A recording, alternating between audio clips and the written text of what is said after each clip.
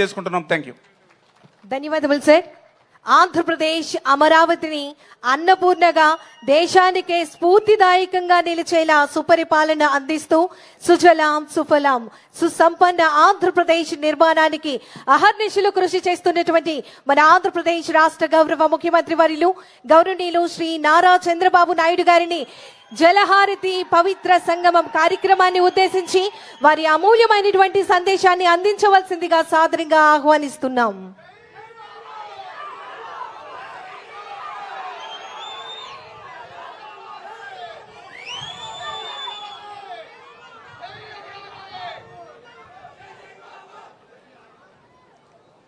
అందరికీ నమస్కారాలు. వేదిక పైన పెద్దలు, నేను కూడా ఇంత మునిపే చెప్పాను అందరి పేర్లు చెప్పొద్దని, కాబట్టి నేను కూడా అమలు చేయాలి. కాబట్టి వేదిక పైనుండే పెద్దలందరికీ ఈరోజు ఒక పవిత్రమైన కార్యక్రమానికి చేసినటువంటి సోదరి సోదరమణులందరికీ, ప్రత్యేకంగా రైతు సోదరి సోదరమణులకి నా అభినందనలు, శుభాకాంక్షలు. ప్రత్యేకంగా ఈరోజు విజయరావు గారు, కేఎల్ రావు గారి అబ్బాయి, వారు కూడా ఈ కార్యక్రమానికి రావడం చాలా సంతోషం.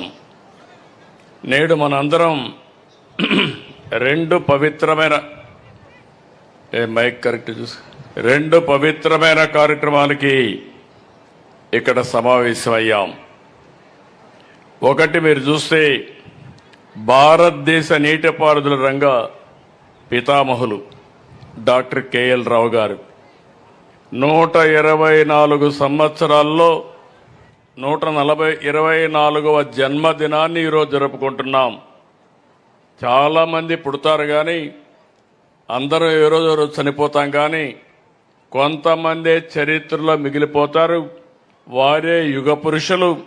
అలాంటి యుగ పురుషుడు, ఒక చరిత్రకారుడు కేఎల్ రావు గారు అని చెప్పి మరొక్కసారి విజ్ఞప్తి చేస్తున్నా. ఈరోజు కేఎల్ రావు గారిని చూస్తే సాగునీటి సంఘానికి ఆయన చేసిన సేవలు ఎనలేనివి.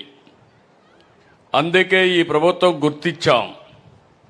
భవిష్యత్తులో ఈ సంవత్సరం అంతా కూడా కేఎల్ రావు గారి యొక్క 125వ జయంతి ఉత్సవాలు జరుపుకోవాలని, ఆయన స్ఫూర్తి ప్రతి గ్రామానికి తీసుకెళ్లాలని సంకల్పించాం. ఇక్కడుండే ఇంజనీరింగ్ నిపుణులు కానీ, సాగునీటి సంఘంలో పనిచేసే రైతు సోదరి సోదరమణులు కానీ అందరూ కూడా దీనిపైన చర్చ చేయాల్సిన అవసరం ఉంది. చర్చ చేసి దీన్ని లాజికల్గా ముందు తీసుకుపోవాల్సిన అవసరం ఉంది. అదే సందర్భంలో పట్టిసీమ గోదావరి జలాలు కృష్ణమ్మ చెంతకు తెచ్చిన సందర్భంగా నిన్నే నీళ్లు రిలీజ్ చేస్తే ఈరోజు జలహారతి కార్యక్రమానికి కూడా శ్రీకారం చుట్టాం. ఇది నా మనసుకు దగ్గరుండే కార్యక్రమం. అలాంటి పవిత్రమైన కార్యక్రమాన్ని ఈరోజు మనం ప్రారంభించుకున్నాం. కృష్ణా డెల్టా నాకు ఒక అనుభవం ఉంది. నేను ముఖ్యమంత్రిగా ఇక్కడికి వస్తే నీళ్లు వచ్చేటివి కాదు. అప్పటికే శ్రీశైలం కానీ నాగార్జునసాగర్లో కానీ నీటి కొరత వచ్చింది. అప్పటికి ఇంకా పులిచెంతలు కూడా పూర్తి కాలేదు. ఇక్కడికి వచ్చినప్పుడు సీజనే మారిపోయేది. మామూలుగా జూన్లో పంటలు ఇవ్వాల్సింది పోయి ఆగస్టు సెప్టెంబర్లో పంటలు వేయడం, అదే సమయంలో తుఫాను బాధిత పడడం. నేను ఒక్కసారి వస్తే తుఫాను వచ్చి మొత్తం ధాన్యం అంతా నాశనం అయిపోతే డిపార్ట్మెంట్ అయితే మేము కొనలేం, ఈ ధాన్యం బాతులు కూడా తినవు, అలాంటి బాతులు తినే ధాన్యాన్ని కొనలేమంటే బాతులు తినకపోయినా పర్వాలేదు కానీ నా రైతులకు నష్టం జరగకూడదని కొనిపించానని చెప్పి కూడా నేను మీకు తెలియజేస్తున్నా. అలాంటి జ్ఞాపకాలు నా మనసులో ఉన్నాయి. ఈరోజు మనం ఒక్క విషయం ఇక్కడ గుర్తుపెట్టుకోవాలి. కేఎల్ రావు గారిని మీరు చూస్తే ఈ జిల్లాలో పుట్టడం, అలాంటి మేధావి ఈ జిల్లాలో పుట్టడం మనందరి అదృష్టం. ఈరోజు భారతదేశంలో చరిత్ర తిరగరాసిన వ్యక్తి కేఎల్ రావు గారు. ఆ రోజు ఆయన ఇంగ్లాండ్కి వెళ్ళి ఏదైతే బర్మింగ్హామ్ విశ్వవిద్యాలయంలో కాంక్రీట్ ఇంజనీరింగ్ చేశాడు, పిహెచ్డి సాధించాడు. ఆయన అనుభవంతో భారీ ప్రాజెక్టులకు రూపకల్పన చేశాడు. ఇప్పుడు మనం చూసే శ్రీశైలం, నాగార్జున సాగర్, బాక్రా నంగల్, హీరాకుడ్, కోసి, దామోదర వ్యాలీ వంటి దేశంలో అతిపెద్ద ప్రాజెక్టుల డిజైన్ కానీ నిర్మాణంలో కీలక పాత్ర పోషించిన వ్యక్తి కేఎల్ రావు గారు. ఆయన ఇక్కడ పుట్టడం మన అదృష్టం అని చెప్పి కూడా నేను మీకు తెలియజేస్తున్నా. ఇంకొక పక్కన మీరు చూస్తే ప్రపంచంలోనే అత్యంత ఎత్తైన రాతి కట్టడమైన నాగార్జున నిర్మాణానికి కేఎల్ రావు గారు రూపకర్త. ఐక్యరాజ్య సమితి తరపున అంతర్జాతీయ జల నిపుణుడుగా ఈజిప్టు, సుదాన్ ఇలాంటి దేశాలకు కూడా వెళ్ళి అక్కడ కూడా సహాయం చేశారు, సలహాలు అందించారు. 3 సార్లు ఇన్స్టిట్యూట్ ఆఫ్ ఇంజనీర్స్ అధ్యక్షుడిగా ఎన్నికయ్యారు. అది ఆయన యొక్క గొప్పతనం. అంతేకాదు ఇదే విజయవాడలో 3 సార్లు ఎంపీ అయ్యారు. 3 ప్రధానమంత్రుల దగ్గర మంత్రిగా పనిచేసిన వ్యక్తి కేఎల్ రావు గారని చెప్పి కూడా నేను మీకు తెలియజేస్తున్నా. ఆ రోజుట్లో ఇప్పుడైనా మనం ఆధునిక టెక్నాలజీ ఉంది, అన్ని విషయాలు ఆలోచిస్తున్నాం.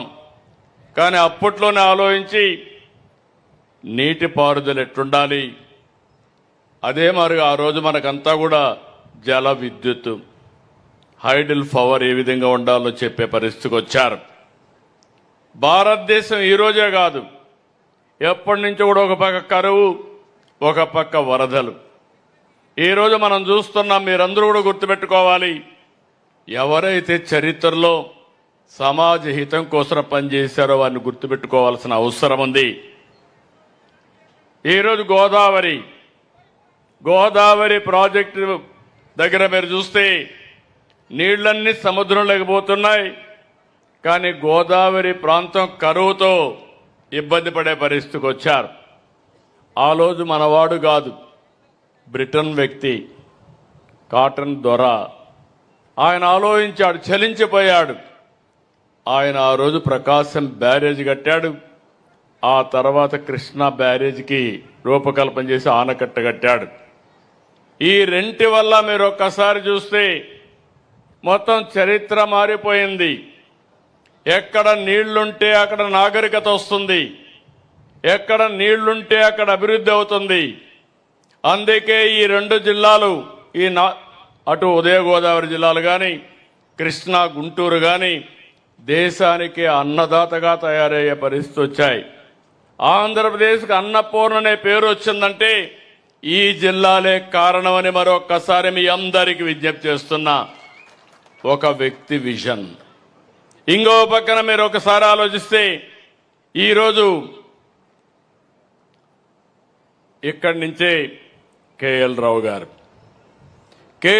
గారు కానీ ఆ రోజు నాగార్జున సాగర్కు రూపకల్పన చేయకపోయి ఉంటే, శ్రీశైలం కూడా రాకపోయి ఉంటే ఈరోజు రాయలసీమ, ఆంధ్రప్రదేశ్ యొక్క పరిస్థితి ఒక్కసారి మనం ఊహించుకోవాల్సిన అవసరం ఉంది.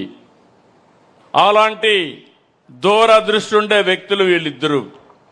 ఇటీవల కాలంలో నేను చూశాను, శివరామకృష్ణయ్య గారు గుంటూరు జిల్లాలోనే పుట్టాడు.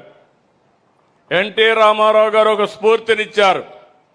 కృష్ణా జలాలు వాడుకునే హక్కు మనకుంది, రాయలసీమ కరువు ప్రాంతం, దీన్ని ఆదుకోవాలంటే ఒక బ్యాగ్ వేసుకుని కేఎల్ రావు గారు అంతే, శివరామకృష్ణ గారు కూడా అంతే, భార్య భర్త వెళ్లిపోయి అక్కడే కాపురాలుండి బ్రహ్మాండమైన డిజైన్ తయారు చేశాడు శివరామకృష్ణయ్య. ఈ రాష్ట్రంలో ఈ ముగ్గురి తర్వాత ఎవరైనా రాజకీయ నాయకులు ఆలోచించారంటే అది మొట్టమొదటి వ్యక్తి నందమూరి తారక రామారావు గారని చెప్పి తెలియజేస్తున్నా. ఆయన కూడా ఈ గడ్డ పైనే పుట్టాడు. నిమ్మకూరులో పుట్టిన రైతు బిడ్డ.